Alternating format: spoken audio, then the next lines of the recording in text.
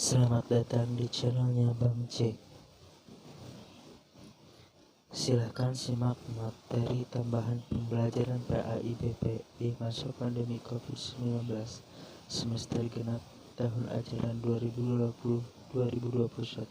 3, 2, 1. Bismillahirrahmanirrahim. Kembali lagi bersama channelnya Bang Jack. Kali ini Bang Jack akan membahas tentang kontrol diri, prasangka baik, dan persaudaraan. Mata pelajaran Pendidikan Agama Islam dan Budi Pekerti, SMA kelas 10.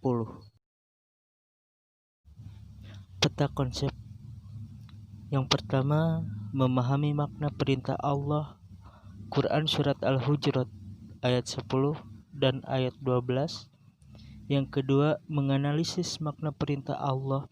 Quran Surat Al-Hujurat ayat 10 dan ayat 12. Ketiga, menjelaskan perilaku sesuai dengan perintah Allah dalam Quran Surat Al-Hujurat ayat 10 dan ayat 12. Keempat, hidup sesuai perintah Allah dalam Quran Surat Al-Hujurat ayat 10 dan ayat 12.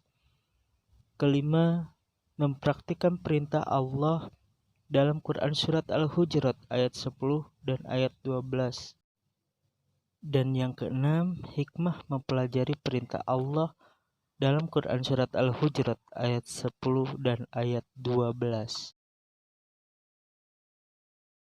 Baik, kita akan baca sama-sama Quran Surat Al-Hujurat ayat 10. A'udzu billahi minasyaitonir rajim. Bismillahirrahmanirrahim. Innamal mu'minuna ikhwatun fa aslihu baina akhawaykum wattaqullaha la'allakum turhamun. Artinya, sesungguhnya orang-orang mukmin itu bersaudara. Karena itu, damaikanlah, perbaikilah hubungan antara kedua saudaramu yang sedang berselisih, dan bertakwalah kepada Allah supaya kamu mendapat rahmat. Sebagai makhluk yang sosial, baik beragama Islam maupun non-Islam, umat Islam harus selalu senantiasa berbuat baik. Sedangkan dengan umat sesama Muslim terkait dengan keimanan yang sama, umat Islam harus bersaudara. Contohnya hal seperti ini, ya. Jika kita umat Islam dengan non-Islam itu saling membantu, dalam artian jika ada musibah, maka kita saling membantu satu sama yang lainnya, ya. Sedangkan dengan umat Muslim terkait dengan keimanan yang sama, umat Islam itu harus senantiasa bersaudara. Dalam artian jika kita bertemu dengan seseorang, ya, dengan agama yang sama, dengan agama Islam, baik itu di kota, ya, di kota tempat kita tinggal maupun di luar kota tempat kita tinggal nanti, sesama Muslim itu saudara, ya, meskipun berbeda keluarga, akan tetapi kita sama-sama saudara, ya, sama-sama seperjuangan, sama-sama kita beribadah kepada Allah, ya. Jadi dengan sesama Muslim itu harus senantiasa menjaga, ya, menjaga tali persaudaraan kita, ya. Harus saling menjaga tali saudara, menjaga silaturahim kita sesama umat Islam. Nah, jika sesama non-Muslim, maka kita cukup dalam aspek saling membantu saja. Persaudaraan atau disebut dengan ukhuwah, ya, artinya persahabatan yang erat. Persaudaraan tidak berdasarkan pada keturunan, tidak berdasarkan kepada suku, bangsa, bentuk fisik, latar belakang keluarga, kedudukan, dan derajat. Persaudaraan berdasarkan pada hati atau keimanan dan perilaku. Berdasarkan sabda Nabi Muhammad sallallahu alaihi wasallam. Bismillahirrahmanirrahim. Qala Rasulullah sallallahu alaihi wasallam, innallaha la yanzuru ila suwarikum wa amwalikum walakin yanzuru ila qulubikum wa a'malikum. Rawahu Muslim. Yang artinya Rasulullah Shallallahu Alaihi Wasallam bersabda, sesungguhnya Allah tidak melihat kepada rupa dan harta kalian, tetapi Allah melihat kepada hati dan amal kalian. Mari kita sama-sama baca kembali Quran surat Al-Hujurat ayat 12. A'udzu billahi minasyaitonir rajim. Bismillahirrahmanirrahim. Ya ayyuhalladzina amanu ijtanibu katsiran minadh-dhann inna ba'dadh-dhanni itsmun wa la tajassasu wa la yaghtab ba'dukum ba'dha ayuhibbu ahadukum ayyakula lahma akhihi maytan fakarihtumu wattaqullaha innallaha tawwabur rahim. Terjemah Quran surat Al-Hujurat ayat 12. Wahai orang-orang yang beriman, jauhilah banyak dari prasangka. Sesungguhnya sebagian prasangka itu dosa, dan janganlah kamu mencari-cari kesalahan orang lain, dan janganlah ada di antara kamu yang menggunjing sebagian yang lain. Apakah ada di antara kamu yang suka memakan daging saudaranya yang sudah mati? Tentu kamu merasa jijik, dan bertakwalah kepada Allah. Sesungguhnya Allah Maha Penerima Taubat, Maha Penyayang. Dalam Quran surat Al-Hujurat ayat 12, ini bukti kasih sayang Allah kepada orang-orang yang beriman, ya. Untuk apa? Yaitu Allah menginginkan kepada orang-orang yang beriman itu untuk menjauhi 3 perkara. Apa saja? Yang pertama, jauhilah banyak dari prasangka, tentunya prasangka yang buruk. Yang kedua, janganlah kamu mencari-cari kesalahan orang lain, ya. Dan yang ketiga, janganlah ada di antara kamu yang menggunjing sebagian yang lain. Artinya, menggunjing sebagian yang lain itu membicarakan kejelekan-kejelekan orang tersebut. Karena mengapa? Karena yang pertama dosa. Kemudian yang kedua, orang yang suka melakukan 3 perkara tersebut oleh Allah disamakan dengan orang yang suka memakan daging saudaranya yang sudah meninggal, yang sudah mati. Tentulah kamu akan merasa jijik, ya. Ini oleh Allah. Jadi jauhilah 3 prasangka, ya. Yang jauhilah 3 perkara. Yang pertama, jauhilah banyak dari prasangka buruk. Yang kedua, jauhilah dari mencari-cari kesalahan orang lain. Dan yang ketiga, jauhilah menggunjing atau membicarakan kejelekan-kejelekan orang lain, ya. Karena oleh Allah disamakan dengan orang yang suka memakan daging saudaranya yang sudah meninggal dunia. Na'udzubillahi min dalik, summa na'udzubillah.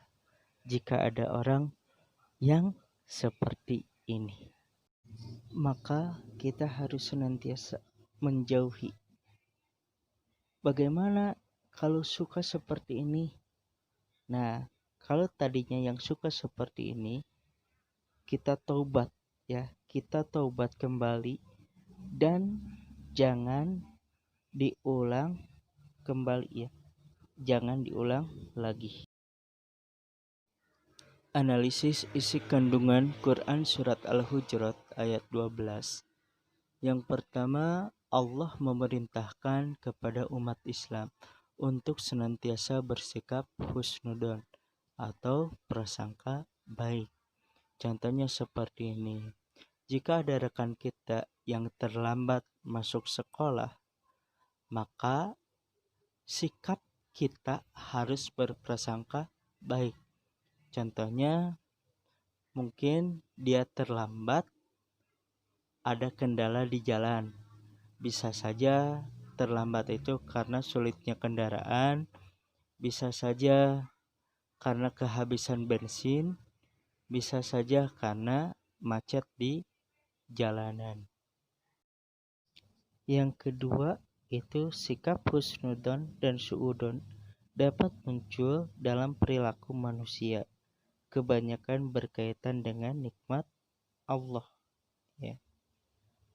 Kemudian yang ketiga, untuk menumbuhkan sikap husnudon, umat Islam wajib mengembangkan sikap-sikap di antaranya sebagai berikut.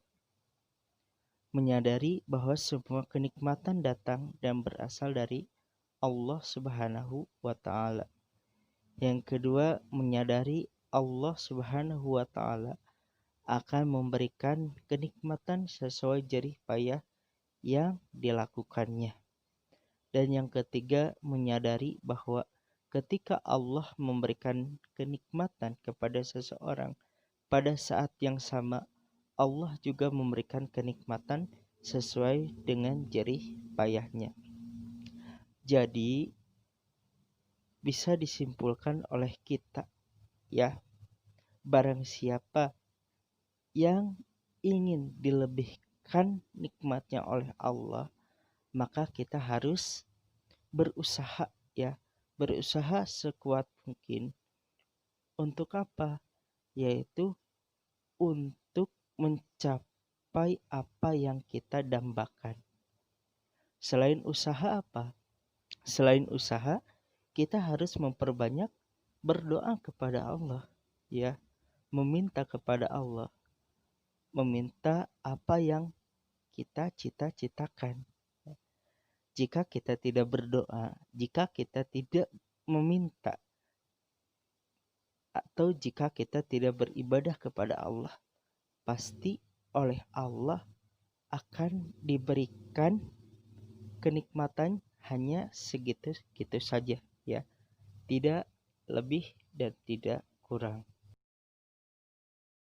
Ya, di sini sudah jelas, ya, dikatakan bahwasannya suudon adalah prasangka penuh curiga terhadap orang lain. Nah, sedangkan hukumnya yaitu haram.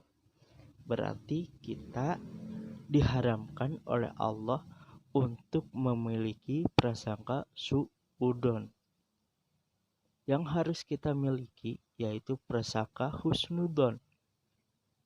Dalam artian perasaan baik terhadap orang lain. Sikap husnudon dalam kehidupan sehari-hari karena Allah Subhanahu wa Ta'ala, maka akan bersamanya. Berdasarkan hadis Nabi Muhammad Sallallahu Alaihi Wasallam yang artinya, aku selalu bersama prasangka hambaku terhadap diriku. Jika dia baik sangka kepadaku, maka ia akan mendapat apa yang ia sangka. Dan jika ia buruk sangka kepadaku, maka ia akan mendapat apa yang ia sangka kepadaku. Nah, di sini sudah jelas ya. Jika kita berprasangka baik kepada Rasulullah, maka oleh Rasulullah kita akan diberikan naungan, ya.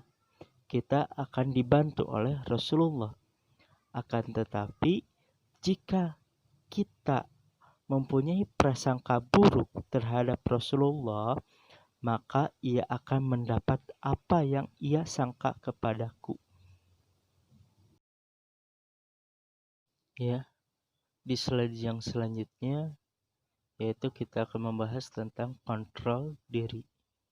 Baik buruknya perilaku manusia dalam kehidupan sehari-hari bisa ditentukan dari bagaimana cara dia mengontrol dirinya sendiri. Seperti berdasarkan hadis Nabi Muhammad sallallahu alaihi wasallam, Bismillahirrahmanirrahim. Ala wa inna fil jasadi mudghatan idza sholahat sholahal jasadu kulluhu wa idza fasadat fasadal jasadu kulluhu ala wahya qalbun, rawahul Bukhari wa Muslim.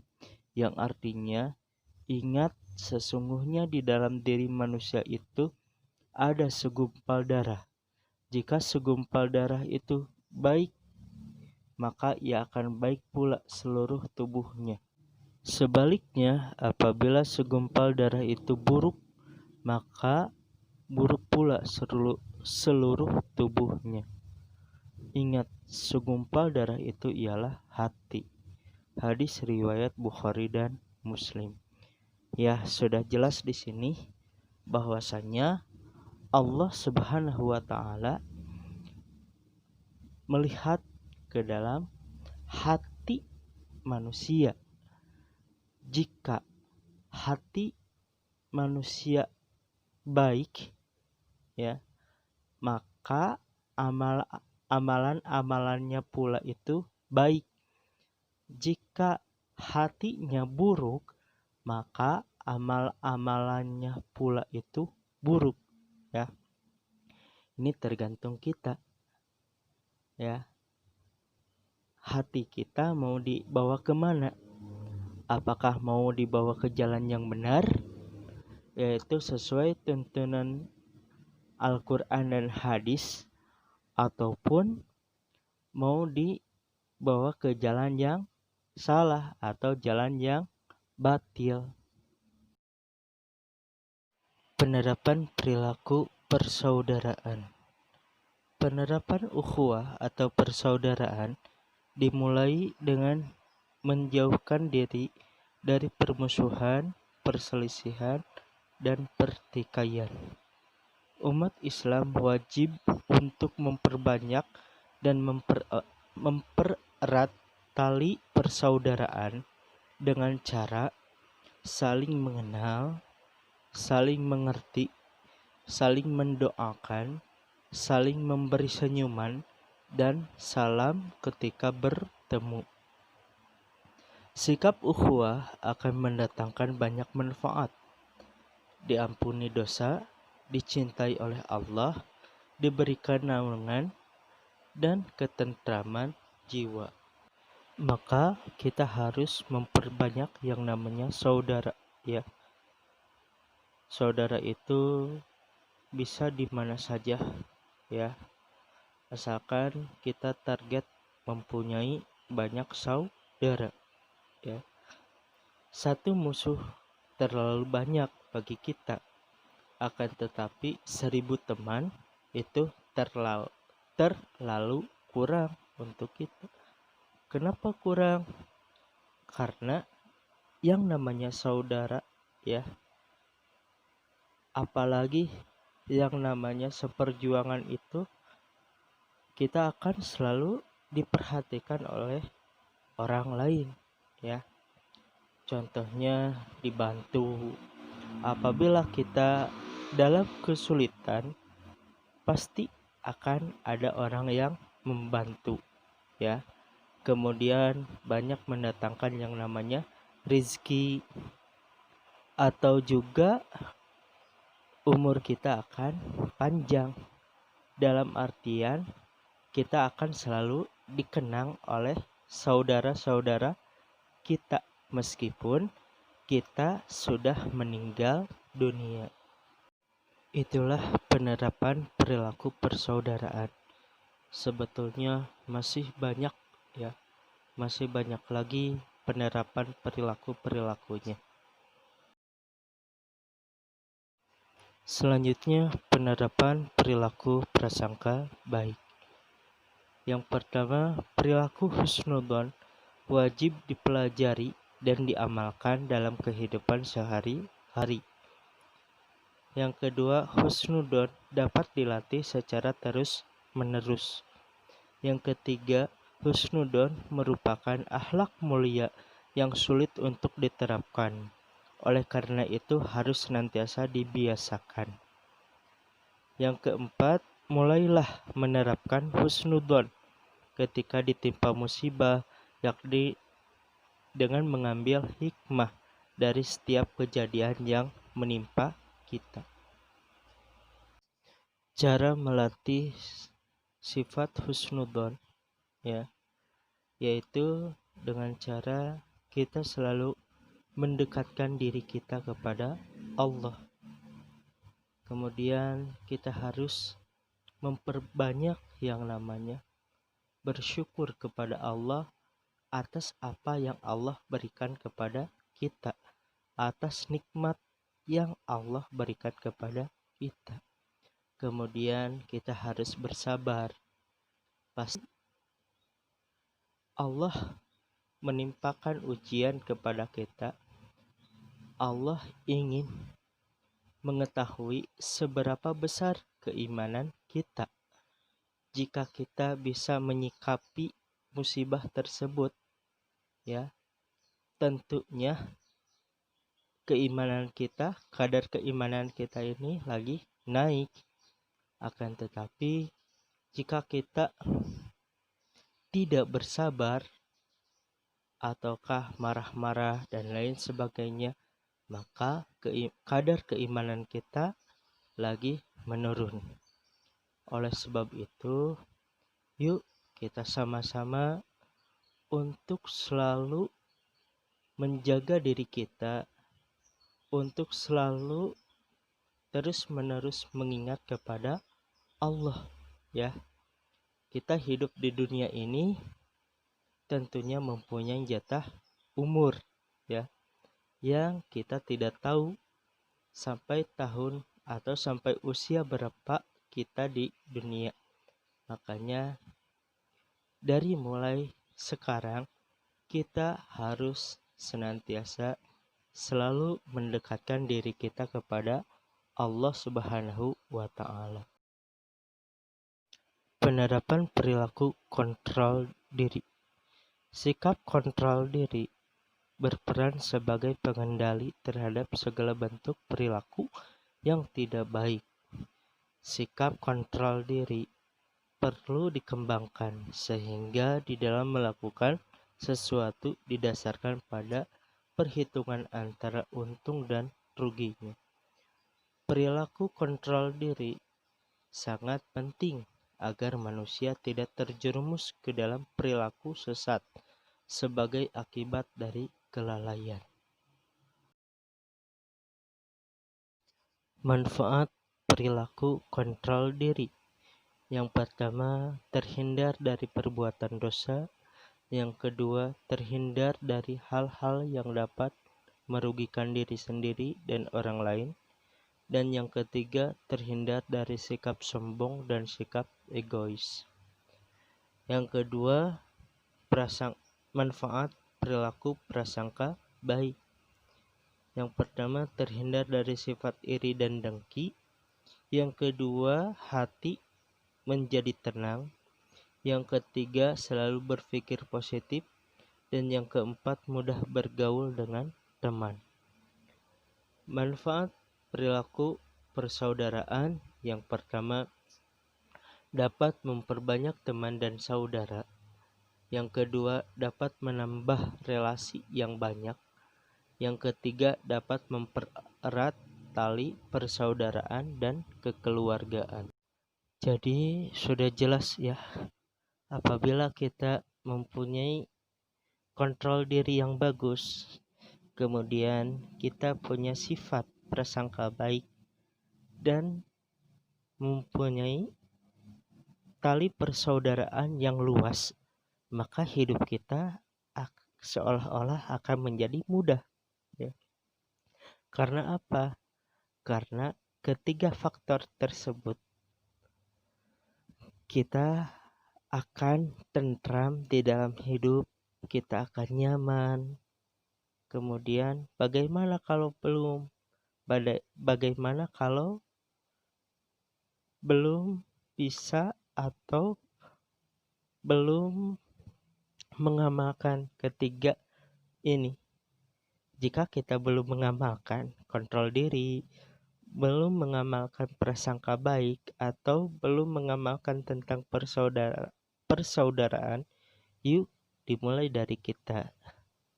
Dimulai dari hari ini kita rubah pola hidup kita untuk melakukan yang namanya menjaga kontrol diri, kemudian melakukan prasangka baik, dan memperbanyak tali persaudaraan sesama kaum muslim. Demikian yang bisa Bang Jack sampaikan. Mohon maaf bila dalam video ini masih banyak kesalahan, masih banyak kekurangan. Kita sama-sama belajar ya, kita sama-sama belajar. Don't forget subscribe, like, share jika video ini bermanfaat, dan jika ada hal yang mau ditanyakan, silahkan untuk di komen saja di dalam komentar ya. Insya Allah nanti akan dijawab. Kita akhiri dengan bacaan hamdalah. Alhamdulillahirabbil alamin. Sampai jumpa lagi dalam video-video selanjutnya. Wassalamualaikum warahmatullahi wabarakatuh.